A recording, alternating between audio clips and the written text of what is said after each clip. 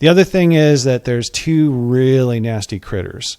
One's called a hive beetle and one's called a varroa mite. Yeah, I kept seeing the mite referenced. Yeah. Yeah. So you actually posted out a really amazing video from National Geographic that showed a bee turning into larva and then hatching. Yep. Well, in that video, because I'd seen that several times, Yeah. there's 3 bees that didn't hatch. And really quickly, there's a hive beetle that runs across the frame. Oh, seriously? And the hive beetle, what it will do is it will suck the blood out of the larva. Ew. And basically it's stillborn, right? Oh, God, yeah. Well, the varroa mite's even worse because the varroa mite lives within the cell while the bee's being born and actually will burrow into the bee's body sometimes and eat it from the inside. Oh, God. So I wow. This is the natural world. Yeah, buddy, seriously. It's vicious. Yeah. So what you end up doing is you end up checking for those and if need be, treating for them. Yeah. Yeah. And how do you treat for them?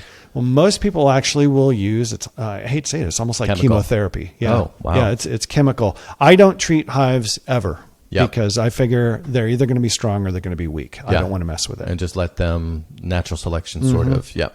What about animals? Cold, wet? Are there environmental things you've got to be careful of? You know, and speaking of the environment, what about during the winter? So I just threw 3 questions at you, but any animals you've got to worry about, particularly, you know, do raccoons get in there or do most, do they? Yeah. Yeah. Raccoon is primary because raccoon isn't just, it's not, you know, looking for honey, a bear, right? Something like that. Right. What'll end up happening is the raccoons actually eat the bees. Yeah. And so what they'll do is if you have a traditional hive, a Langstroth hive, they will shake the hive and wait at the entry to where the bees will fly out to see what's going on and they'll just eat them.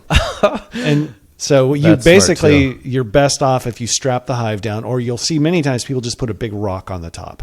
And that's so raccoons actually can't shake them.